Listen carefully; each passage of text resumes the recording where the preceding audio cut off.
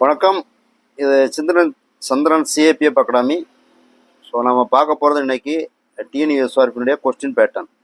So கடந்த 10 ஆண்டுகளாக கேட்கப்பட்ட கேள்விகளில் இருந்து எடுக்கப்பட்டது. ஸோ எந்த மாதிரி கேள்விகள் வருது அப்படிங்கிறத நம்ம பார்க்க போகிறோம். அதே மாதிரி TET, TNPSC, TRB, TNUSRB, UPSC exam so prepare பண்ணக்கூடியவங்க உங்களுக்கான பிடிஎஃப் அவைலபிளாக உங்கள் வாட்ஸ்அப்பில் அனுப்பப்படும். வீக்லி ஒன் டே அனுப்பப்படும். உங்களுக்கான கட்டணங்கள் குறைஞ்சது. அதுபோல் நீங்கள் இந்த நம்பரில் கான்டாக்ட் பண்ணி உங்களுக்கான எந்த எக்ஸாம் ப்ரிப்பேர் பண்ணீங்களோ ஸோ உங்களுக்கான கொஸ்டின் வித் ஆன்சரோட உங்களுக்கு பிடிஎஃப் அனுப்பி வைக்கப்படும். ஸோ இன்றைக்கி நம்ம பார்க்க போகிறது பார்த்திங்கன்னா டிஎன்யூஎஸ்ஆர்பியுடைய கொஸ்டின் பேட்டர்ன் பார்க்க போகிறோம். நம்பர் 1 போகலாம். தமிழகத்தில் உள்ள நீளமான ஆறு எது அப்படின்னு பார்த்தீங்கன்னா காவேரி. தமிழக அரசின் பழம். நமக்கு நிறைய நேரங்களில் பழங்களை மறந்து போயிடுவோம், என்ன பழம்னு ஞாபகம் இருக்காது. ஸோ அதனால் இப்படி ஒரு கேள்வி வரலாம் அப்படிங்கிற பட்சத்தில் எடுக்கப்பட்ட கேள்வி. தமிழக அரசின் பழம் வந்து பலாப்பழம்.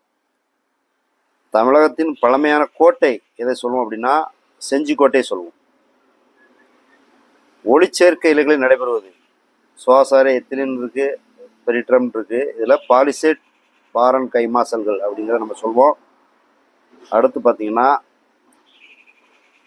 வௌவால் ஏற்படுத்தக்கூடிய ஒலி என்னது அப்படின்னா மீயொலி. ஏன்னா ஒவ்வொருத்தருக்கும் ஒரு கருத்து இருக்கும். இதில் அலறல், பிளறுதல் இருக்கும், ரீவுகாரம். எது பிளரும்னா யானை தான் பிளரும், ஆந்தை வந்து அலறும். இது எடுத்தக்கூடிய ஒலி என்னன்னா மீயொலி. அதே மாதிரி சீனாவின் புனித விலங்கு அப்படின்னு பார்த்தீங்கன்னா பன்றி. இதில் நிறையா கொடுத்துருக்க ஆப்ஷன். ஸோ அதெல்லாம் இல்லை. இந்திய வனவிலங்கு நிறுவனம் நிறுவப்பட்ட ஆண்டு எதுன்னு பார்த்தீங்கன்னா 1982. உணவு ஆற்றலின் அழகு புரதமா, குளுக்கோசா, பாதரசம் பார்த்தா இதில் என்னென்னா கலோரி அப்படிங்கிறது தான் உணவு ஆற்றலின் அழகு வந்து கலோரின்னு சொல்லுவோம். இந்த யானைக்கால் நோயை உண்டாக்குவது எது அப்படின்னு பார்த்தீங்கன்னா பைலேரியல் புழு அப்படின்னு சொல்லுவோம். நிறைய ஆப்ஷன் கொடுத்துருப்பாங்க. மண்புழு, சூகோரி, ட்ரிக்கியா, எது வேணாலும் நம்ம கொடுக்கலாம். பட் நமக்கு யானைக்கால் நோயை உண்டாக்குவது யாருன்னு பார்த்தீங்கன்னா பைலேரியல் புழு அப்படின்னு சொல்லக்கூடிய ஒரு புழு ஐட்டம். அது மாதிரி இந்திய திட்டக்குழு தலைவர். பொதுவாக இந்த கேள்வி அடிக்கடி கேட்குறாங்க. குடியரசுத் தலைவரா, கவர்னரா, முதலமைச்சரா, அதேமாதிரி பிரதமரா அப்படின்னு பார்த்தா இந்திய திட்டக்குழு தலைவர் எப்போதுமே இருக்கக்கூடியது பிரதமர். அடுத்து இந்தியாவின் பொருளாதாரம் என்பது எதை குறிக்கிறதுனா கலப்பு பொருளாதாரம் குறிக்குது. இதில் நிறைய கேட்கலாம். தனி பொருளாதாரம் இருக்கும், தனி வருமானம் இருக்கும், அடுத்து வட்டி இருக்கும். ஸோ நமக்கு கலப்பு பொருளாதாரம் அப்படிங்கிறது தான் இந்தியாவின் பொருளாதாரம் என்பது சரியான விடை. விதவைகள் மறுமண சட்டம் இயற்றப்பட்ட ஆண்டு எப்போ? 1855. ஆவணால கொடுத்துருக்கு. அது மனிதனுடைய அடிப்படை உரிமைகள் எண்ணிக்கை எத்தனை அப்படின்னு பார்த்தீங்கன்னா 6. ஸோ இது நமக்கு தெரிய வாய்ப்பில்லை, அதனால் நம்ம தெரிஞ்சுக்கலாம்.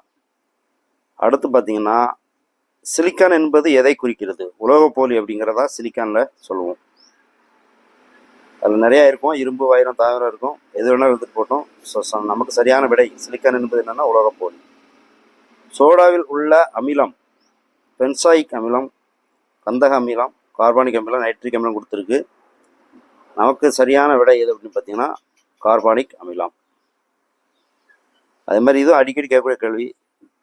மழை நீர் பிஹெச் மதிப்பு இதில் தமிழில் கொடுத்துருக்கோம் டைப் பண்ணி. பட் ஆனால் இங்கிலீஷில் பிஹெச் அப்படின்னு இருக்கும். ஸோ மழை நீர் பிஹெச் மதிப்பு வந்து 7. கண் மருந்தாக பயன்படும் கூழ்மம் எதுன்னு பார்த்தீங்கன்னா கூழ்ம சில்வர் அப்படின்னு சொல்லுவோம். இதில் வரகு, டயாலிஸ், கிளைசின் கொடுத்துருக்கு. ஆனால் சரியான விடை வந்து கூழ்ம சில்வர் அப்படின்னு சொல்லுவோம். அடுத்து ராணித்தேனின் வேலை என்ன அப்படின்னு கேட்டிருக்கு. இதில் முட்டையிடுதல் ப்ளஸ் பாதுகாத்தல், இந்த 2 வேலை தான் அதை செய்யக்கூடியது ராணித்தேனி. தேனியினுடைய 2ஆம் இடத்தில் இருப்பது என்னது அப்படின்னு பார்த்தீங்கன்னா ராஜா ராணி சொல்லுவோம். அதில் 2ஆவது இடத்துல இருக்கக்கூடியது இந்த ராணி தேனின்னு சொல்லுவோம். அதே மாதிரி புகைப்பதால் ஏற்படும் நோய் என்ன?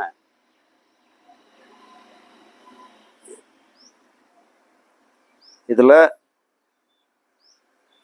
காசநோய், சரங்குன்னு கொடுத்துருக்கு. ஆக்சுவலி சிரங்கு, வலிப்பு. இதில் குரோனின் அப்படின்னு சொல்லக்கூடிய ஒரு நோய் வந்து ஏற்படுது. அடுத்து மனித தோல் பகுதிகளை உடையது டேஸ். அதாவது எத்தனை பகுதிகளை உடையது அப்படின்னு கேட்டிருக்கு. மனித தோல் எத்தனை பகுதிகளை உடையது அப்படின்னு பார்த்தீங்கன்னா 3 பகுதிகளாக இருக்கும். அடுத்து பார்த்தீங்கன்னா இந்தியாவின் முதல் வங்கி தொடங்கப்பட்ட ஆண்டுனா 806. எத்தனை வருஷங்களும் நம்ம கேட்டுக்கலாம், பட் நமக்கான ஞாபகங்கள் இருக்காது. ஸோ இந்த மாதிரி நமக்கு பிடிஎஃப்பில் உங்களுக்கு அவைலபிளாக கிடைக்கும். ஸோ நீங்கள் முயற்சி பண்ணக்கூடிய உங்கள் டெஸ்ட்டில் நீங்கள் அழகாக இந்த மாதிரி பிடிஎஃப் நீங்கள் அவைலபிளாக நீங்கள் ரிசீவ் பண்ணிடலாம். நீங்கள் வேணும் அப்படிங்கிற பட்சத்தில் நீங்கள் இந்த மேலே கொடுக்கப்பட்டுள்ள இந்த நம்பரில் நீங்கள் கான்டாக்ட் பண்ணலாம். மிக்க நன்றி. இன்றைக்கி ஒரு 21 கேள்வி கொடுத்துருக்கோம். இது மாதிரி தொடர்ந்து நம்ம வீடியோவில் அடுத்த ஒரு கேள்விகளை நம்ம பார்க்கலாம். ஸோ இந்த மாதிரி கேள்வி உங்களுக்கு தேவையான வெற்றி அடையக்கூடிய அளவுக்கு இந்த கேள்வி அமைப்புகள் பிடிஎஃபாக உங்களுக்கு வழங்கப்படும். தேங்க்யூ. இன்னொரு வீடியோவில் நம்ம பார்க்கலாம். தேங்க்யூ.